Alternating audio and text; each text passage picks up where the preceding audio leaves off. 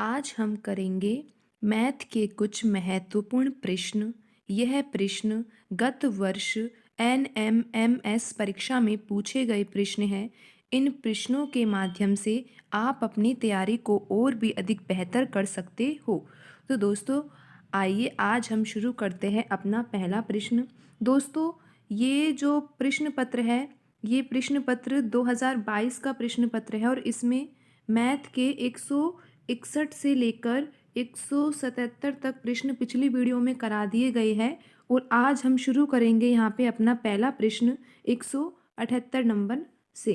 देखिए दोस्तों, यहाँ पे दिया गया है एक बिंदु बिंदु दे रखा है ए कोष्टक, उसमें लिखा हुआ है -3 और कोमा -4 को ग्राफ में कौन से चतुर्थांश में प्रदर्शित किया जाएगा। तो दोस्तों, इसके लिए आपको ग्राफ के बारे में जानकारी होनी चाहिए।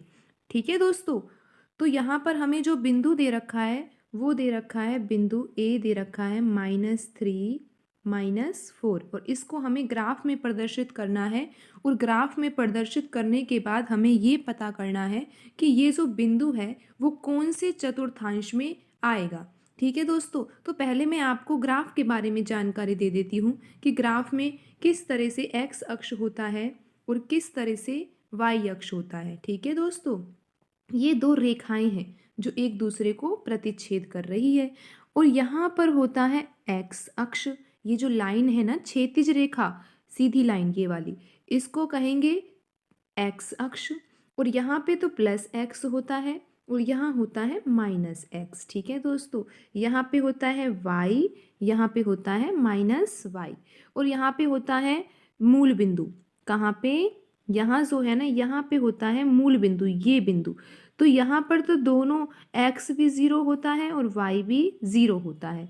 फिर यहाँ पे हम लिखते हैं 1, इधर 2 जैसे संख्या रेखा पर लिखते हैं, यहाँ पे 3, यहाँ पे 4, इसी तरह यहाँ पे माइनस की संख्या -1 -2 -3, इस तरह से।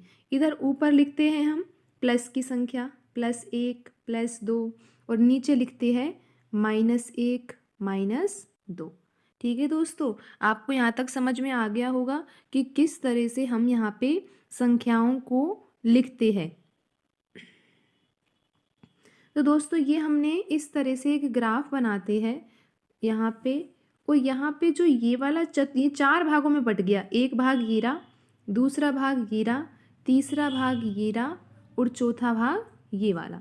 तो यहाँ पर जो ग्राफ होता है वो 4 भागों में बटा होता है। इसको कहते हैं फर्स्ट चतुर्थांश, इसको सेकंड चतुर्थांश, इसको थर्ड चतुर्थांश और इसको कहते हैं फोर्थ चतुर्थांश। ठीक है दोस्तों, अब हम हमारा बिंदु देखते हैं कि वो बिंदु कहाँ पे आएगा। ये बिंदु हमको दे रखा है -3 और -4। ठीक है दोस्तों, दोनों ही तरफ माइनस है। तो अब आप देखो कि यहाँ पे क्या होता है। यहाँ पे जब हमने इनके मान लिखे थे कि यहाँ पे 1 है, यहाँ पे 2 है, तो दोस्तों यहाँ पे तो देखो, यहाँ पे ये x का भी 1 था, 2 था, इधर साइड था -1, ये x का था। ठीक है, और यहाँ पे था y का -1। तो यहाँ पे जो बिंदु आएंगे उसमें x भी प्लस का आएगा। देखो दोस्तों, जो ये -3 है ये तो x निर्देशांक है और जो ये -4 है ये y निर्देशांक है।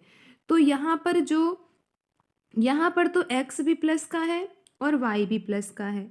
इस वाले चतुर्थांश में देखो, यहाँ पे जो ये x है ये माइनस का है और y किसका है? प्लस का है। इधर यहाँ पे x भी माइनस का है और y भी माइनस का है। यहाँ पे y जो है वो तो किसका है? माइनस का, और x किसका है? प्लस का। ठीक है दोस्तों, अब आप अपने बिंदु को देखिए। यहाँ पे जो बिंदु है उसमें x भी माइनस का है और y भी माइनस का है ना दोस्तों। देखो यहाँ पे 3 जो है वो माइनस का है और 4 भी किसका है? माइनस का। तो दोनों ही माइनस माइनस के हैं, x निर्देशांक भी और y निर्देशांक भी। तो ये वाला बिंदु यहाँ तो हो नहीं सकता, क्योंकि यहाँ पे तो कैसे बिंदु आएंगे? यहाँ पे इस तरह के बिंदु आएंगे इस चतुर्थांश में, जो दोनों ही क्या होंगे? दोनों ही होंगे प्लस वाले। तो दोस्तों, ये दोनों ही माइनस वाले हैं, तो दोनों माइनस वाले कौन से चतुर्थांश में आएंगे? तीसरे चतुर्थांश में।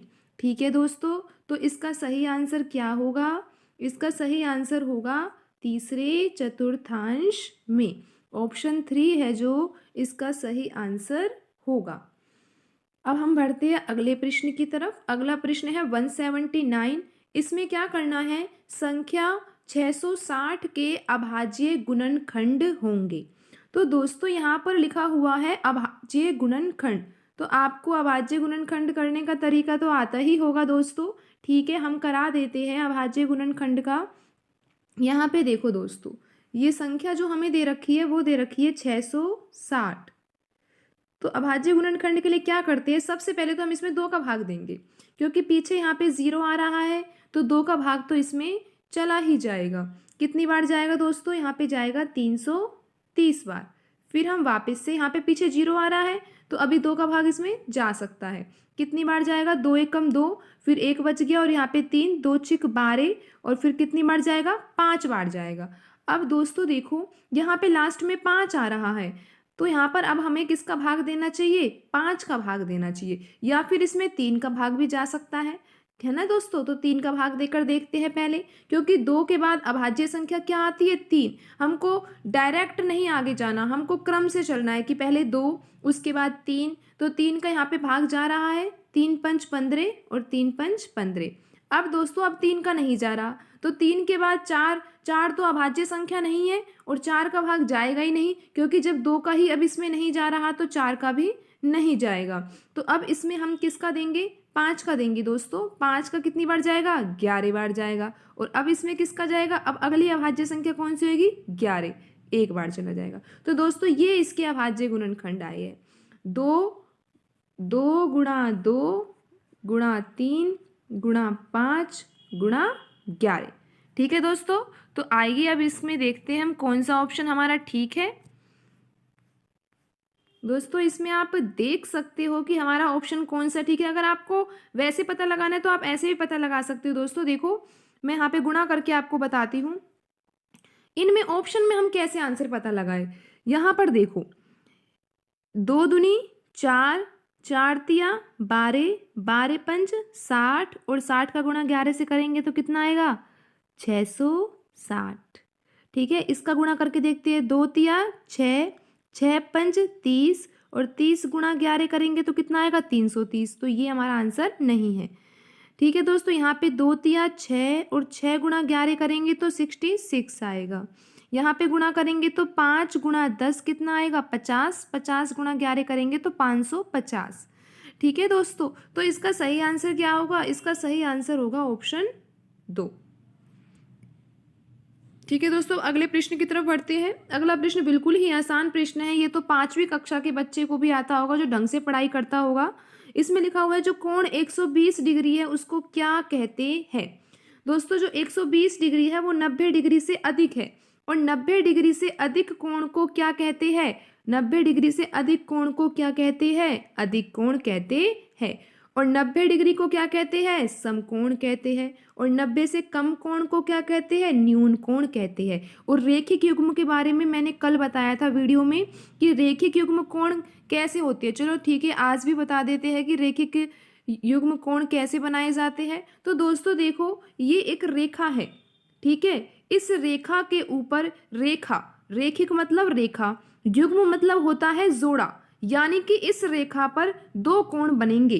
तो हमने इस तरह से 2 कोण बना दिए, और इन दोनों कोणों का जो टोटल है वो 180 होना चाहिए। वो दोनों ही कोण क्या होते हैं, रेखिक युग्म कोण होते हैं। ठीक है दोस्तों, अब जैसे यहाँ पे ये कितने डिग्री का होगा, ये लगभग 70 डिग्री का होगा, तो ये वाला कितने का हो जाएगा, 110 डिग्री का। तो यहाँ पर हो गया ना ये 180 डिग्री। ठीक है दोस्तों, आपको ये चारों ही पॉइंट समझ में आ गए होंगे।